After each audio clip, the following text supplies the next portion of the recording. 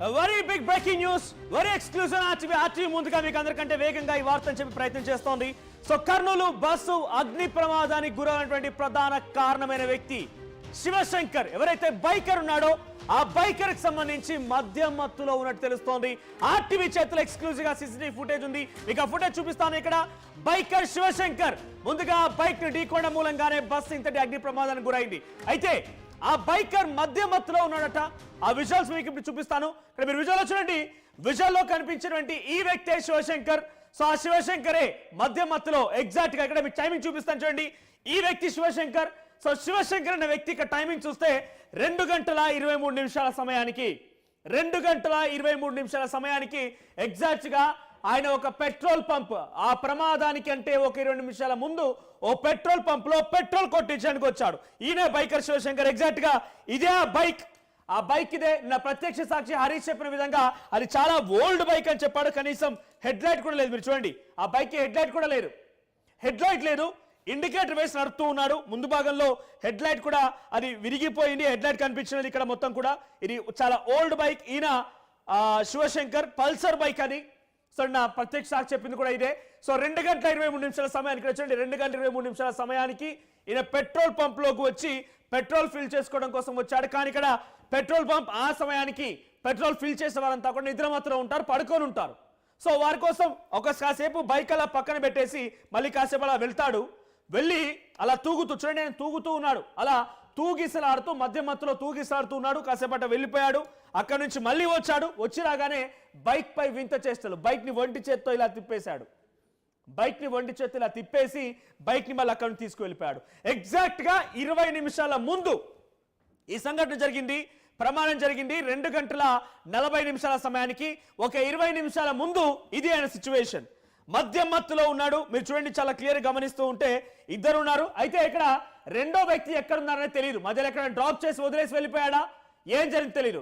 అయితే ఇక్కడ శివశంకర్ సంబంధించినటువంటి ఈ మృతదేహాన్ని కూడా గుర్తుపట్టలేని సిచ్యువేషన్ లో ఉందట. అక్కడ గుర్తుపట్టలేని పొజిషన్ చూడండి. ఇక్కడ ఆయన వెళ్ళిపోయాడు, మళ్ళీ తిరిగి వచ్చేసి చూడండి, ఒంటి చేత్తో ఈ విన్యాసాలు ఎవరు చేస్తారు? ఈ విన్యాసాలు ఎవరు చేస్తారు? మధ్య మత్తులో తూగుతున్నటువంటి ఇక్కడ వచ్చే సమయం కూడా మళ్ళీ రిపీట్ చేస్తాను. వీడియో మీరు చూడండి మళ్ళీ. ఎస్ చూడండి, అదిగో బైక్ చూసారు కదా, బైక్ ఎట్లా స్టంట్ చేస్తూ వెళ్తున్నాడు అనేది. సో తూగుతూ అలా అలా ఊగుతూ తూగుతూ వచ్చి అలా ఒంటి చేత్తో బైక్ ని తిప్పేసి, పల్సర్ బైక్, ముందు హెడ్ లైట్ కూడా లేదు, హెడ్ లైట్ లేని బైక్, ఇండికేటర్ తో వెళ్తున్నాడు. ముందు ఇండికేటర్, వెనకాల ఇండికేటర్స్ కూడా లేవు. చూడండి అదిగో ఇక్కడ టైర్ మార్క్స్ కూడా ఉన్నాయి. బైక్ ని తిప్పేసుకొని సడన్ గా బ్రేక్ వేస్తూ స్టంట్లు చేస్తూ వెళ్తున్నాడు. సో బస్సు ప్రమాదానికి ప్రధాన కారణమైనటువంటి ఒక యాక్సిడెంట్, బైక్ యాక్సిడెంట్. ముందుగా బస్సు బైక్ ని ఢీకోవడం. అయితే ఇక్కడ మనకు ఎగ్జాక్ట్ గా సంఘటనలో కూడా ఆ బస్సు బైక్ ని ఎలా ఢీకొనింది, బైక్ ని తప్పించబోయి ఢీకొన్నాడా, ఏం జరిగింది అనేది ఆ విజువల్ కనుక ఉంటే మనకు పసిగట్టే వాళ్ళ మనకు తెలిసేది. లేదా ఆ బస్సు కూడా ఆ సమయంలో డాష్ బోర్డ్ కెమెరా ఉందో లేదో, ఒక ఉన్నా కూడా అగ్ని ప్రమాదంలో అది పూర్తిగా ధ్వంసం అయిపోయింది తెలియదు. కానీ ఈ ప్రమాదానికి ప్రధాన కారణం ముందుగా బైక్ యాక్సిడెంట్ కావడం. ఆ బైక్ ఇదే, ఆ వ్యక్తితోనే శివశంకర్. 20 నిమిషాల ముందు పెట్రోల్ బంక్ దగ్గర పెట్రోల్ ఫిల్ చేయడం కోసం వచ్చి ఆ బైక్ దగ్గర బైక్ స్టంట్ చూడండి. బైక్ కి హెడ్ లైట్ లేదు, అదిగో ఇక్కడ చూడండి. సో ఇక్కడ అర్థమవుతుంది చాలా క్లియర్ గా మధ్య మత్తులో ఉన్నాడనేది. సో మధ్య మత్తులో ఉన్న శివశంకర్ ఆ బస్సు ప్రమాదానికి ముందుగా కారణమయ్యాడు. 20 నిమిషాల ముందు జరిగిన సంఘటన ఇది. మా ప్రతినిధి కిషోర్ సిద్ధంగా ఉన్నారు లైవ్ లో. కిషోర్, సో ఇక్కడ చాలా క్లియర్ గా మధ్య మత్తులో ఉన్నాడు శివశంకర్ అర్థమవుతోంది. అది కనుక మనకు ఆ బస్సు యాక్సిడెంట్ జరిగిన సంఘటనలో సీసీటీవీ విజువల్ కనుక ఉంటే ఎగ్జాక్ట్ గా తెలిసి ఉండేది మనకంటే అక్కడ ఏం జరిగింది. ఆ సీసీటీవీ విజువల్ ఉంటే బైక్ను తప్పించబోయి బస్సు దాన్ని ఢీకొన్నాడా, ఇంకేదైనా జరిగింది అర్థమైపోయి. లేదా బస్సుకు డాష్ బోర్డ్ కెమెరా ఉన్నా కూడా కొంత మనం అర్థమయ్యేది. కానీ పూర్తిగా అగ్నికి ఆవుత అయిపోయింది కాబట్టి డాష్ బోర్డ్ కెమెరా ఉన్నా కూడా ఏం ఫలితం లేదు. సో శివశంకర్ మధ్య మత్తులో మాత్రం చాలా క్లియర్ గా అర్థమవుతోంది. సో ఏం చెప్తున్నారు, అప్డేట్స్ ఏంటి? Thank you Manoj. ఏదైతే నిన్న కర్నూలులో కావేరీ ట్రావెల్స్ బస్సు అగ్ని ప్రమాదానికి గురైనటువంటి ఘటనకు ముందు ఏదైతే బైకర్ ఎవరైతే శివశంకర్ మద్యం మత్తులో ఉన్నట్లు తెలుస్తుంది, స్పష్టంగా కనిపిస్తుంది. ఏదైతే తను యాక్సిడెంట్కి ముందు అంటే ప్రమాదానికి అరగంట ముందు తను ఓ పెట్రోల్ బంక్ వద్దకు వెళ్ళారు. అక్కడికి వెళ్ళి పెట్రోల్ పట్టించుకునేందుకు వెళ్ళాడు. ఆ క్రమంలో వెనక వైపు కూడా ఓ వ్యక్తి మరో వ్యక్తిని వెంట పెట్టుకొని అక్కడికి వెళ్ళటం జరిగింది. వెళ్ళిన తర్వాత పెట్రోల్ బంక్ దగ్గర అక్కడ పెట్రోల్ పట్టించుకున్నటువంటి సమయంలో కూడా ఎవరు అంటే అప్పుడు గాఢ నిద్రలో ఉంటారు. ఎందుకంటే అది తెల్లవారుజామున 2:30 గంటల ప్రాంతం కాబట్టి ఖచ్చితంగా గాఢ నిద్రలో ఉంటారు కాబట్టి ఆ గాఢ నిద్రలో ఉన్నటువంటి నేపథ్యం కాబట్టి ఎవరు కూడా పలకకపోవడంతో అక్కడ అతను చేస్తున్నటువంటి విన్యాసాలను ఒకసారి మనం ప్రధానంగా అక్కడ గమనిస్తే అతను బైక్ను ఇలా తిప్పి చేత్తో అంటే విన్యాసాలు చేస్తూ కూడా బైక్ను తిప్పడం, అదేవిధంగా ఆ తర్వాత బైక్ను కూడా నడుపుతున్న తీరు ఒకసారి మనం గమనిస్తే ఖచ్చితంగా అతను మద్యం సేవించాడన్నటువంటి విషయం స్పష్టంగా కనిపిస్తుంది. అంటే ఆ మద్యం మత్తులోనే తను జాతీయ రహదారిపై ప్రయాణించారు. ఆ ప్రయాణించే క్రమంలోనే ఒక్కసారిగా ప్రమాదం జరిగింది. అయితే ప్రమాదం జరిగినటువంటి నేపథ్యంలో కూడా ఒక రకంగా బైక్ను కూడా ఈడ్చుకెళ్ళినటువంటి అంటే దానికన్నా ముందు పూర్తిగా మద్యం మత్తులు ఎవరైతే బైకర్ శివశంకర్ పూర్తి స్థాయిలో మద్యం మత్తులో ఉన్నారనడానికి ప్రధాన సాక్ష్యం ఏదైతే మనకు లభ్యమైనటువంటి ఆర్టీవీకి ప్రత్యేకించి లభ్యమైనటువంటి సీసీ ఫుటేజ్ని ఆధారంగా చేసుకుంటే సీసీ ఫుటేజ్ చూస్తే ఖచ్చితంగా తను మద్యం సేవించే బైక్ నడిపారు. అయితే వెనుక ఉన్న వ్యక్తి ఎక్కడికి వెళ్ళాడు, ఆ వ్యక్తి ఎవరు అన్నటువంటి విషయం పైన కూడా ఆరా తీస్తున్నటువంటి పరిస్థితి కనిపిస్తుంది. ఆ బైక్ వెనక ఉన్న వ్యక్తిని ఎక్కడ వదిలిపెట్టారన్నటువంటి విషయం పైన కూడా అటు ఆరా తీసిన పరిస్థితి. మరోవైపు ఏదైతే ఈ కావేరీ ట్రావెల్స్ కు సంబంధించినటువంటి సాధారణంగా ట్రావెల్స్ లో డ్రైవర్లు అంటే సెకండ్ యాక్టివ్ డ్రైవర్గా ఉంటారు కాబట్టి వాళ్ళు డ్రైవింగ్ చేస్తారన్నటువంటి అనుమానాలు కూడా బలంగా వినిపిస్తున్నాయి. ఈ నేపథ్యంలో ఆ దిశగా కూడా దర్యాప్తు కొనసాగించాల్సినటువంటి అవసరం ఉంది. అదేవిధంగా ఏదైతే డ్రైవర్ కూడా లైసెన్స్ అంటే తప్పుడు లైసెన్స్ అంటే తప్పుడు పత్రాలను ధృవీకరించే తప్పుడు పత్రాలతో అతను లైసెన్స్ తీసుకున్నట్టు కూడా స్పష్టంగా కనిపిస్తుంది. ప్రధానంగా మనం ఇక్కడ గమనించాల్సిన విషయం ఏంటంటే అక్కడ ఏదైతే బైకర్ ఉన్నాడో బైకర్ అరగంట ముందు అంటే ప్రమాదానికి అరగంట ముందు ఒక్కసారి గెట్ బ్యాక్ టు అగైన్ కొన్ని అనుమానాలు వ్యక్తమవుతున్నాయి ఇక్కడ.